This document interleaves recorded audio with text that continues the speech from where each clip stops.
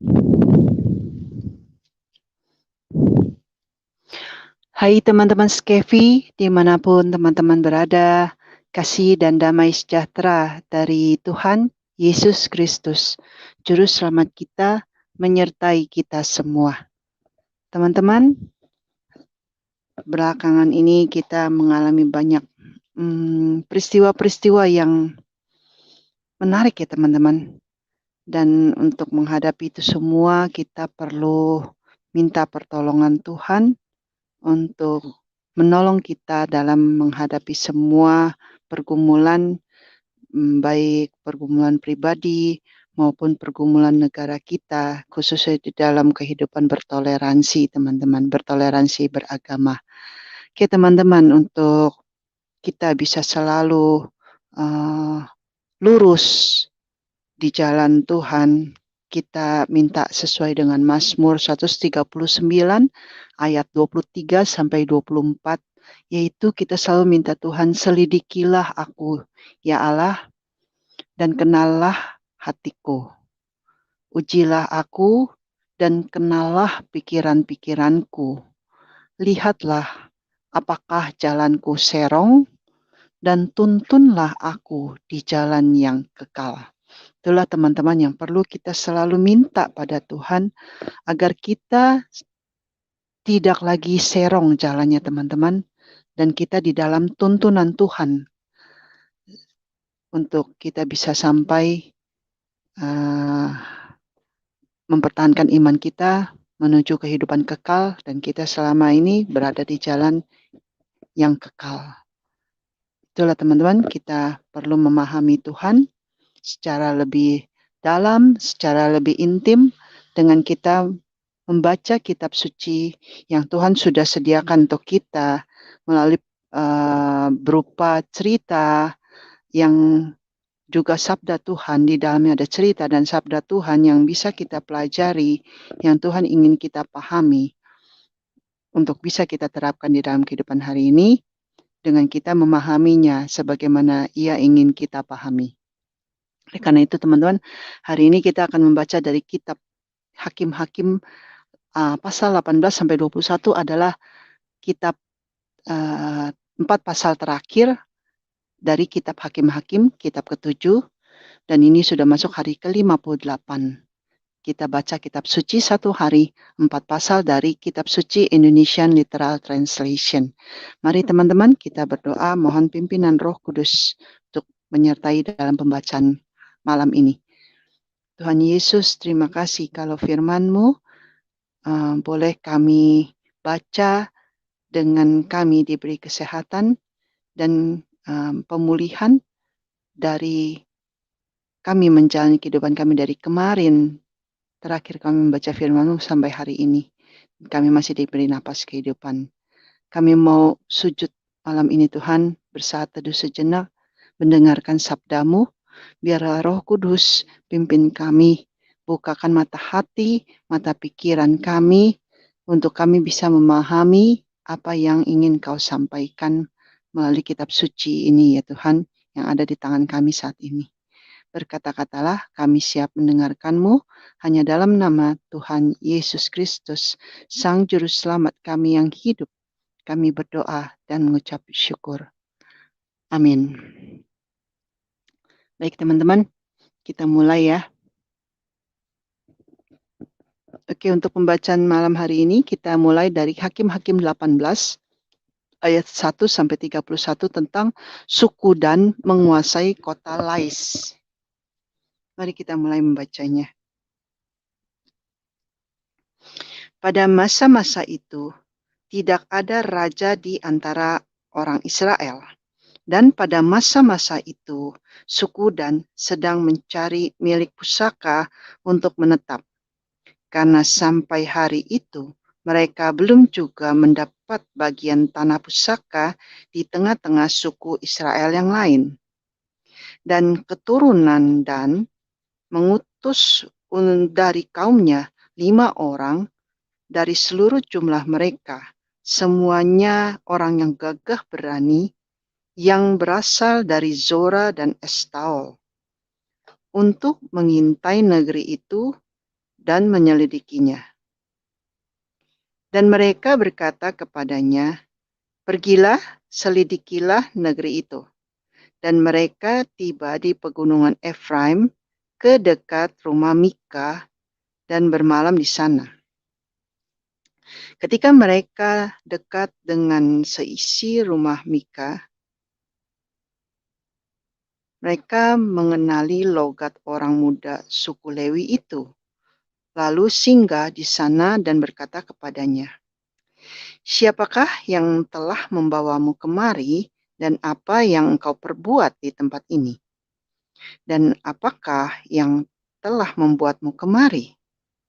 Dan dia berkata kepada mereka, "Begini dan begitulah yang dilakukan Mika kepadaku. Dan dia mempekerjakan aku dan aku menjadi imamnya."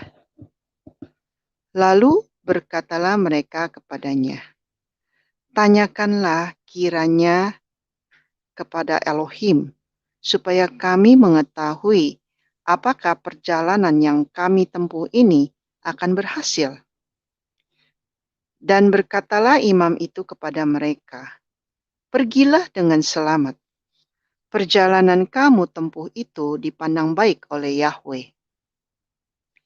Dan kelima orang itu pergi, lalu sampailah mereka di Lais, dan melihat rakyat yang berdiam dengan tenteram di tengah-tengahnya, sesuai adat orang Sidon yang tenang dan yang percaya. Dan tidak seorang pun yang membuat malu dalam hal apapun di negeri yang memiliki ketertiban.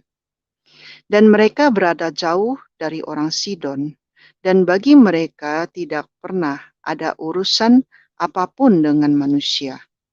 Lalu mereka kembali kepada saudara-saudara sesukunya di Zora dan Estaol, dan saudara-saudaranya itu berkata kepada mereka, "Apa yang telah kamu lihat?" Dan mereka menjawab, "Bangkitlah, kita akan maju menyerang mereka. Karena kami telah melihat negeri itu dan memang sangat baik. Dan masakan kamu tinggal diam? Janganlah ragu untuk pergi memasuki dan menduduki negeri itu. Apabila kamu memasukinya, kamu akan mendapati rakyat yang hidup dengan tenteram. Dan negeri itu luas ke sebelah kiri dan ke sebelah kanan. Sebab lihatlah, Elohim telah menyerahkannya ke dalam tanganmu, yakni tempat yang tidak kekurangan apapun yang ada di bumi ini." Lalu 600 orang yang diperlengkapi dengan senjata berangkat dari sana, yaitu dari kaum orang-orang Dan yang berasal dari Zora dan Estaol. Dan mereka maju dan berkemah di Kiryat Yarim di Yehuda. Itulah sebabnya tempat itu disebut Mahane Dan hingga hari ini.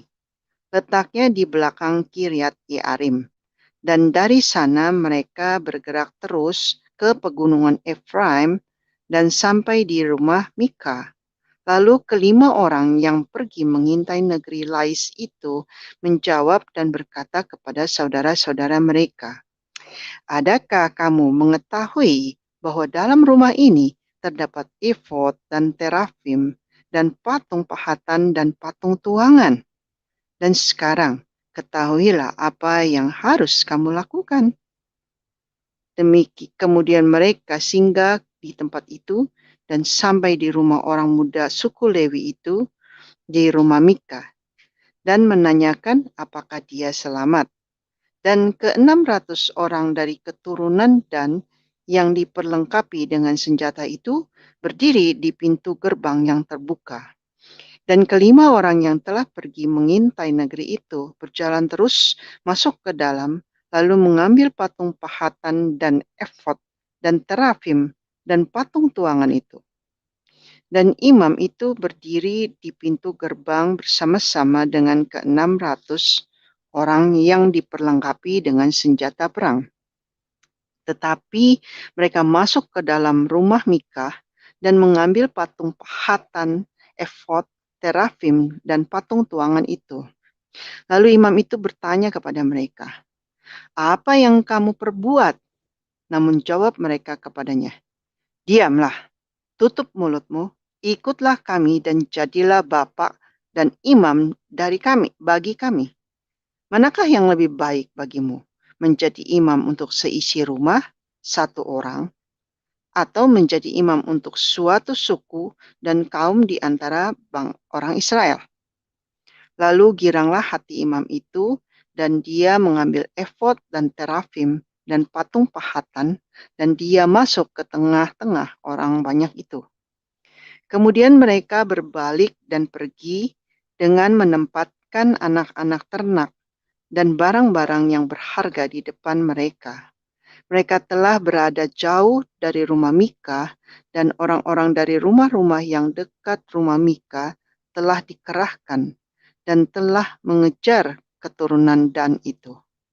Lalu mereka memanggil-manggil keturunan Dan, maka berbaliklah orang-orang itu dan berkata kepada Mika, "Apa masalahmu sehingga engkau mengerahkan orang?" Lalu jawabnya, "Kamu telah mengambil ilahku yang telah aku buat, dan imam itu juga. Lalu kamu pun pergi. Dan apalagi yang masih tinggal padaku? Bagaimana kamu dapat berkata apa masalahmu?" Lalu keturunan Dan berkata kepadanya, "Janganlah suaramu terdengar lagi di antara kami. Jika tidak, ada orang akan menyerang engkau karena sakit hati, dan engkau akan kehilangan nyawamu dan nyawa seisi rumahmu." Lalu keturunan Dan melanjutkan perjalanannya. Sedangkan Mika melihat bahwa mereka lebih kuat daripadanya, kemudian berbalik pulang ke rumahnya. Dan mereka membawa apa yang telah Mika buat dan imam yang bersamanya, dan menyerbu Lais melawan orang-orang yang hidup dengan aman dan tentram, dan memukul mereka dengan mata pedang, dan membakar kotanya dengan api. Dan tidak seorang pun yang datang menolong, karena kota itu jauh dari Sidon, dan bagi mereka tidak pernah ada urusan apapun dengan manusia. Dan letak kota itu di lembah yang berada di samping Bet Rehob. Kemudian keturunan Dan membangun kota itu dan diam di sana. Lalu menamai kota itu Dan, menurut nama leluhur mereka, yakni Dan, yang lahir bagi Israel. Dan Lais adalah nama kota itu sebelumnya. Lalu keturunan Dan mendirikan bagi mereka sendiri patung pahatan.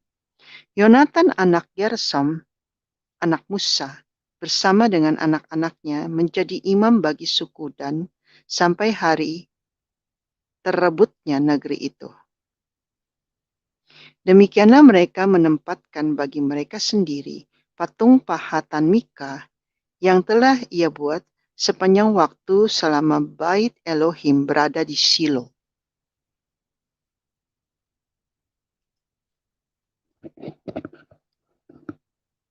Mari kita lanjut teman-teman. Seorang Lewi dan gundiknya, Hakim-Hakim 19 ayat 1 sampai 30.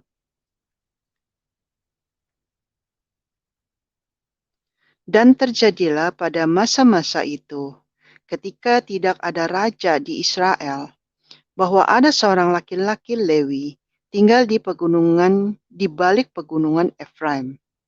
Ia mengambil seorang istri bagi dirinya, yakni seorang gundik dari Bethlehem Yehuda. Namun gundiknya itu berlaku serong terhadap ia dan pergi daripadanya ke rumah ayahnya di Bethlehem Yehuda dan tinggal di sana 4 bulan lamanya. Kemudian suaminya berkemas lalu pergi menyusulnya untuk membujuknya dan membawanya kembali. Dan bujangnya bersama-sama dia juga sepasang keledai.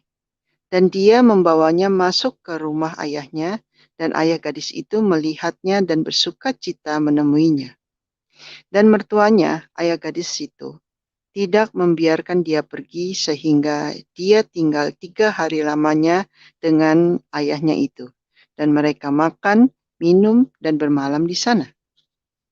Dan terjadilah pada hari yang keempat, ketika mereka bangun pagi-pagi, dan ketika orang Lewi itu berkemas untuk pergi, ayah gadis itu berkata kepada menantunya, "Segarkanlah dirimu dahulu dengan sedikit makanan, kemudian bolehlah kamu pergi." Kemudian mereka pun duduk, lalu makan dan minum, keduanya bersama-sama. Dan ayah gadis itu berkata kepada pria itu, "Janganlah segan untuk tinggal bermalam, dan biarlah hatimu gembira." Namun ketika orang itu bangun untuk pergi, mertuanya itu mendesaknya sehingga dia tinggal pula di sana. Lalu ia bangun pagi-pagi pada hari yang kelima untuk pergi. Dan ayah gadis itu berkata, "Mari, segarkanlah hatimu dahulu." Dan mereka pun tinggal sampai matahari surut. Lalu mereka berdua makan.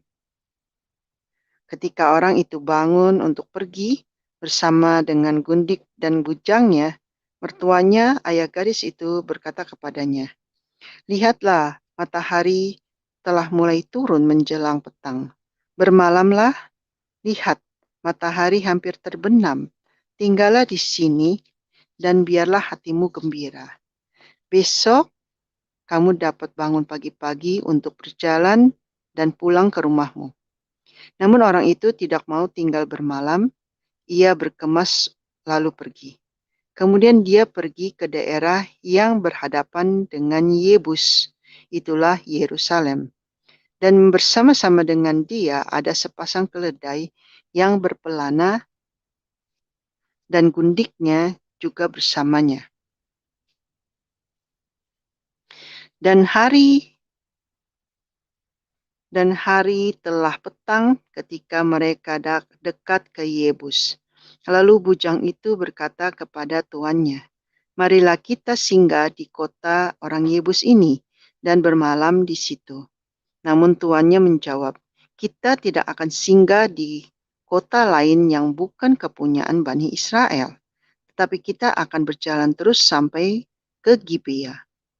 Dan dia berkata kepada bujangnya, "Marilah kita berjalan mendekati salah satu tempat yang di sana dan bermalam di Gibea atau di Ramah." Lalu mereka berangkat dan melanjutkan perjalanan.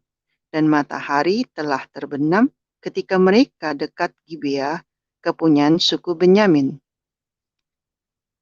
Sebab itu singgahlah mereka ke sana, lalu masuk untuk bermalam di Gibea.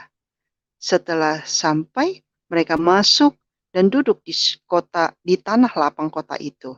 Namun tidak ada seorang pun yang mengajak mereka ke rumah untuk bermalam. Dan lihatlah, seorang tua datang sepulang dari pekerjaannya di ladang pada malam itu. Dan orang itu berasal dari pegunungan Efraim dan tinggal di Gibea sebagai pendatang. Tetapi penduduk daerah itu adalah orang Benyamin. Ketika dia mengangkat mukanya dan melihat orang yang dalam perjalanan itu di tanah lapang kota, orang tua itu berkata, "Kemanakah kamu hendak pergi dan dari manakah kamu datang?" Dan jawabnya kepadanya, "Kami sedang dalam perjalanan dari Bethlehem Yehuda ke balik pegunungan Efraim. Dari sanalah aku berasal. Aku pergi ke Bethlehem Yehuda dan sekarang sedang berjalan pulang ke rumah. Tetapi tidak ada orang yang mengajak aku ke rumahnya.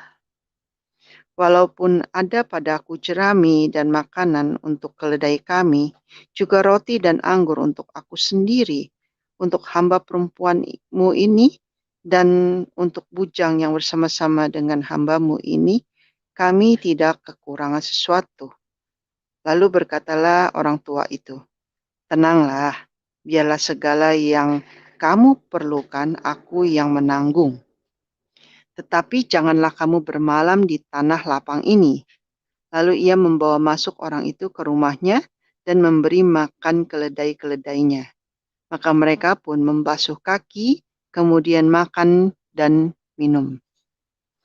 Sementara mereka sedang Sementara mereka sedang membuat hati mereka gembira, tampaklah orang-orang kota itu, keturunan orang-orang Dursila, mengepung rumah itu sambil menggedor-gedor pintu. Dan mereka berkata kepada orang tua pemilik rumah itu dengan mengatakan, "Bawalah keluar orang yang datang ke rumahmu itu, karena kami akan menyetubuinya." Maka pemilik rumah itu keluar menemui mereka dan berkata kepada mereka, "Tidak, saudara-saudaraku, janganlah kiranya berbuat jahat, karena orang ini telah masuk ke rumahku, janganlah lakukan kejahatan ini. Namun lihatlah anak perempuanku yang masih perawan dan juga gundik orang itu. Biarlah kubawa keduanya keluar dan permainkanlah mereka dan berbuatlah kepada mereka apa yang kamu pandang baik. Tetapi janganlah kamu berbuat jahat terhadap orang ini." Namun orang-orang itu tidak mau mendengarkan perkataan dia. Lalu orang itu memegang gundik itu dan membawa keluar kepada mereka ke jalan. Dan mereka menyetubui dia dan menggilirnya sepanjang malam itu sampai pagi, dan mereka melepaskan dia pada waktu fajar menyingsing. Dan wanita itu kembali menjelang pagi, tetapi dia jatuh rebah di depan pintu rumah orang itu, tempat tuannya bermalam, dan tergeletak di sana sampai hari terang. Dan bangunlah tuannya pagi-pagi dan membuka pintu rumah itu dan pergi keluar untuk melanjutkan perjalanannya. Dan tampaklah wanita itu, gundiknya, tergeletak di depan pintu rumah dengan tangannya pada ambang pintu. Lalu ia berkata kepadanya, "Bangunlah, marilah kita pergi." Namun tidak ada jawabannya. Lalu ia mengangkatnya ke atas keledai dan orang itu berkemas, kemudian pergi ke tempat kediamannya. Dan sesampainya di rumah, dia mengambil pisau, memegang mayat gundiknya, dan memotong-motongnya menurut tulang-tulangnya menjadi 12 potong, lalu mengirimnya ke seluruh daerah perbatasan orang Israel. Demikianlah yang terjadi, bahwa setiap orang yang melihatnya berkata, belum pernah terjadi dan belum pernah terlihat hal yang seperti ini sejak orang Israel berangkat keluar dari tanah Mesir hingga hari ini. Perhatikanlah itu, pertimbangkanlah, lalu bicarakanlah.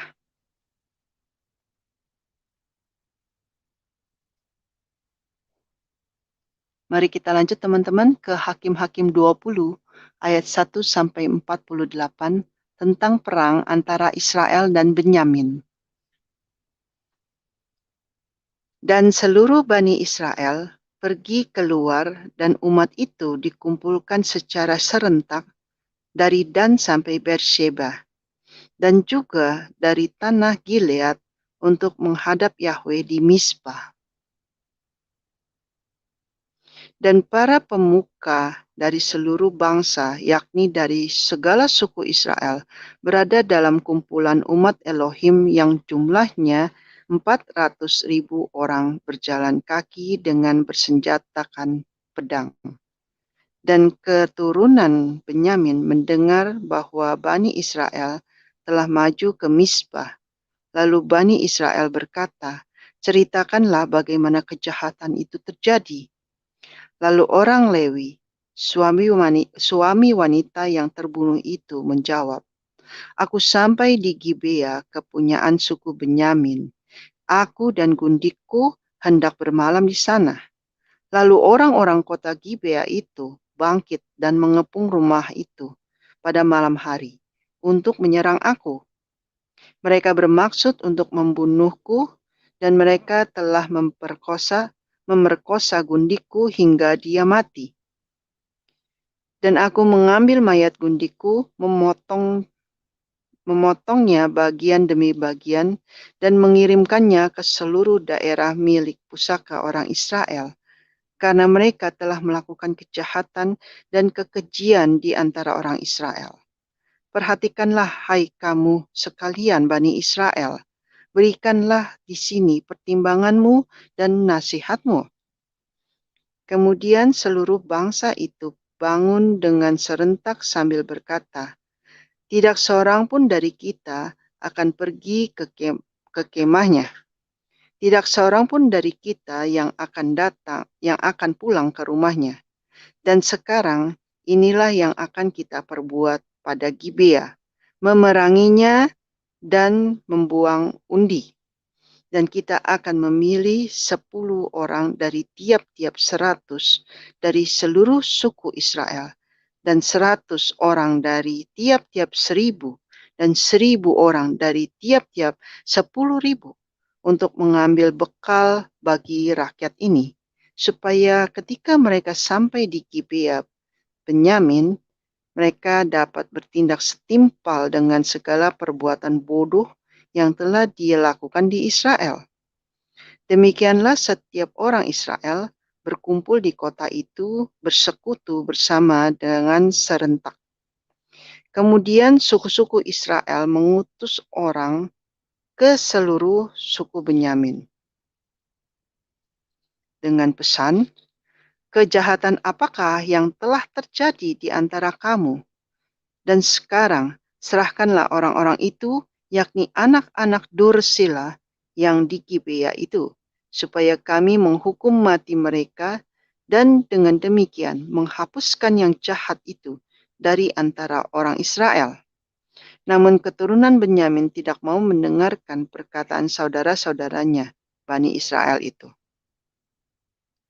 Dan keturunan Benyamin dikumpulkan di kota-kota lain di Gibea untuk maju berperang melawan Bani Israel. Dan keturunan Benyamin menghitung sendiri jumlah mereka pada hari itu, yaitu dari kota-kota lain terdapat 26.000 orang yang bersenjatakan pedang, belum termasuk penduduk Gibea yang mereka hitung sendiri sebanyak 700 orang pilihan. Dari segala rakyat ini terdapat 700 orang pilihan yang kidal, dan masing-masing dari mereka dapat mengumban batu tanpa pernah meleset sampai sehelai rambut pun. Dan orang Israel menghitung sendiri jumlah mereka, tidak termasuk suku Benyamin, terdapat 400.000 orang yang bersenjatakan pedang. Semuanya itu adalah prajurit. Lalu mereka berangkat dan maju ke Betel dan bertanya kepada Elohim. Dan Bani Israel berkata, siapakah dari kami yang terlebih dahulu harus maju berperang melawan keturunan Benyamin?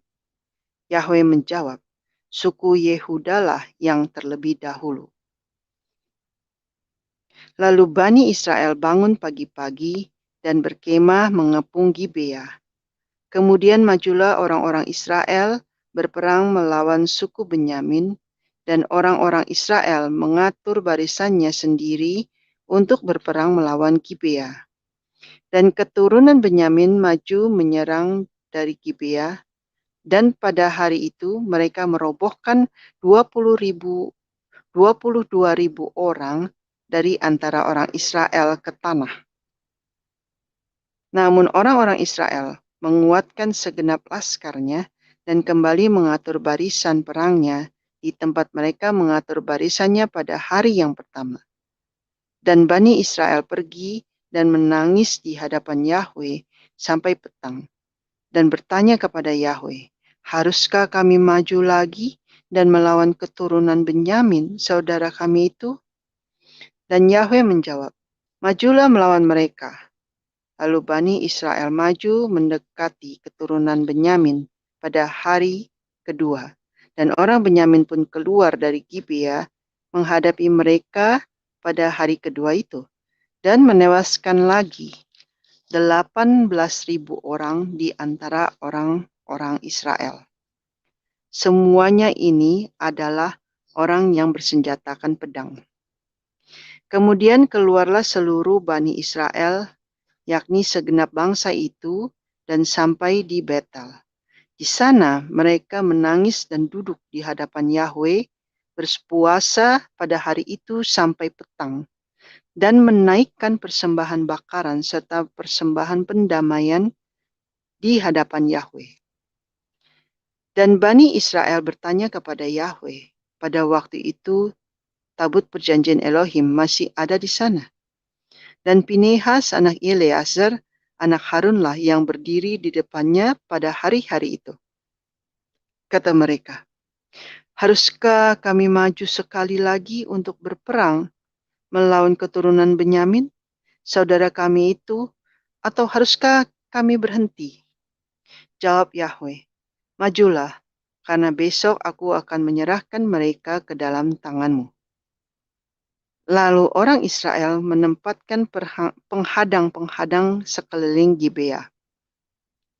Kemudian majulah Bani Israel melawan keturunan Benyamin pada hari ketiga dan mengatur barisannya melawan Gibea, seperti yang sudah-sudah.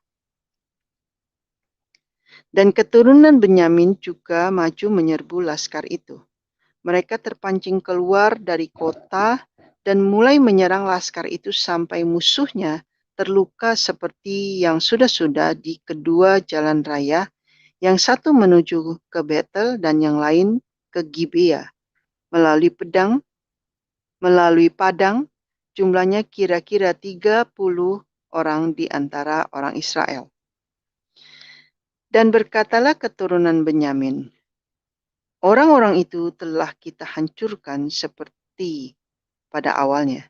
Namun, Bani Israel berkata, marilah kita lari dan memancing mereka keluar dari kota ke jalan-jalan raya. Lalu semua orang Israel bangun dari tempatnya dan mengatur barisannya di Baal Tamar.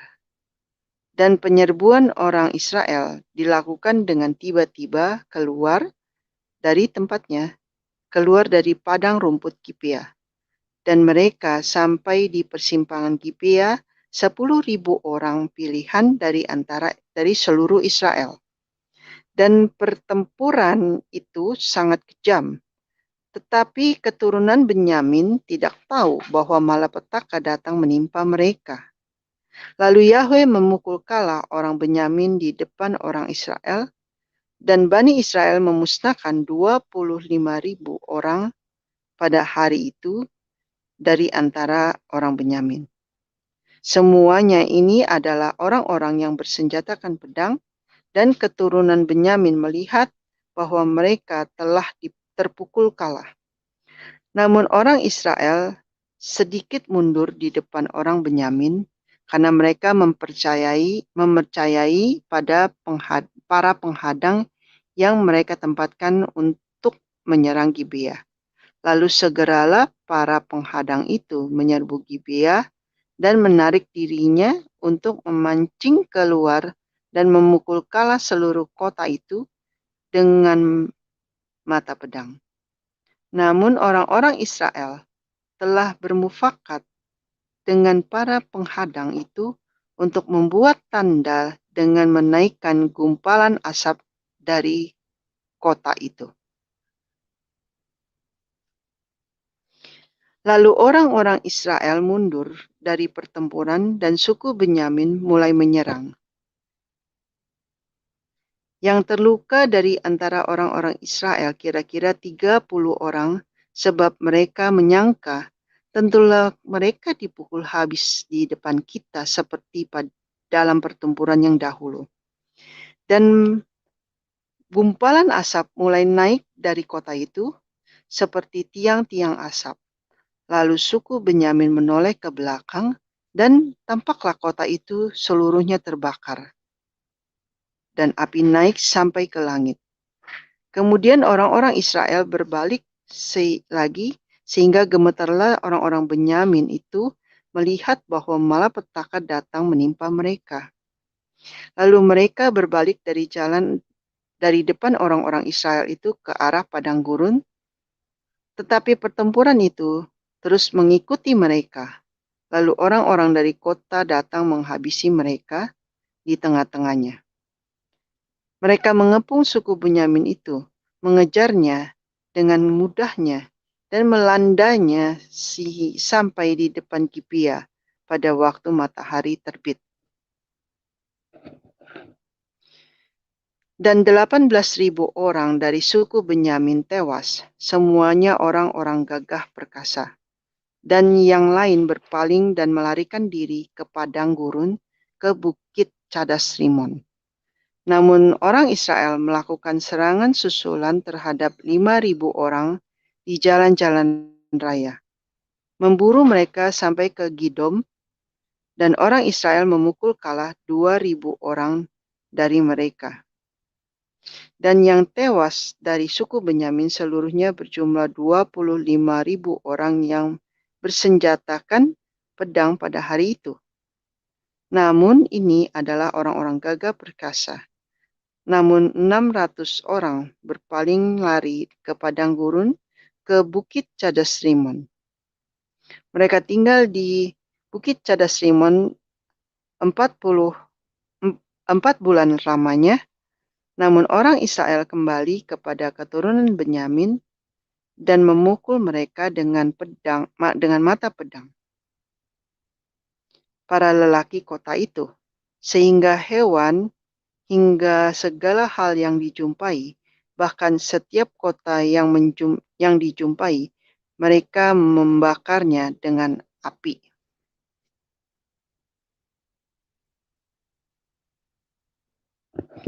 Kita lanjut ke bagian terakhir, teman-teman. Hakim-Hakim 21 ayat 1 sampai 25, dan ini juga bagian terakhir pembacaan kita pada hari ini. Dan ini adalah pasal terakhir dari kitab Hakim-Hakim. Jadi kitab Hakim-Hakim isinya 21 pasal ya, teman-teman. Permasalahan kelangsungan hidup keturunan Benyamin. Dan orang-orang Israel bersumpah di Mizpah, tidak satu orang pun dari kita akan memberikan anak perempuannya kepada orang Benyamin menjadi istrinya. Lalu bangsa itu datang ke Betel dan duduk di hadapan Elohim sampai petang. Dan mereka pun menyaringkan suaranya dan menangis dengan sangat keras. Dan berkatalah mereka, "Mengapa ya Yahweh Elohim Israel telah terjadi hal ini di antara orang Israel, bahwa dari antara orang Israel hari ini akan berkurang satu suku." Dan terjadilah keesokan harinya bangsa itu bangun pagi-pagi, lalu mendirikan mezbah di situ, dan menaikkan persembahan bakaran dan persembahan pendamaian. Lalu Bani Israel berkata, "Siapakah dari seluruh suku Israel yang tidak ikut datang dengan jemaat ini untuk menghadap Yahweh? Sebab mereka telah bersumpah dengan sungguh-sungguh mengenai orang yang tidak datang menghadap Yahweh di Mizpah dengan mengatakan, Tuhan pasti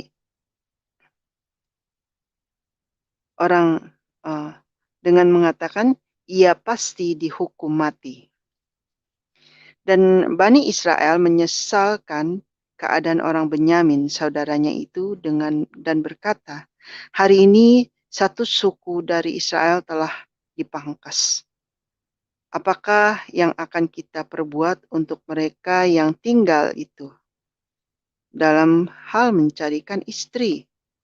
Sebab kita memang telah bersumpah demi Yahweh untuk tidak memberikan seorang pun dari anak-anak perempuan kita kepada mereka menjadi istri." Lalu berkatalah mereka, "Dari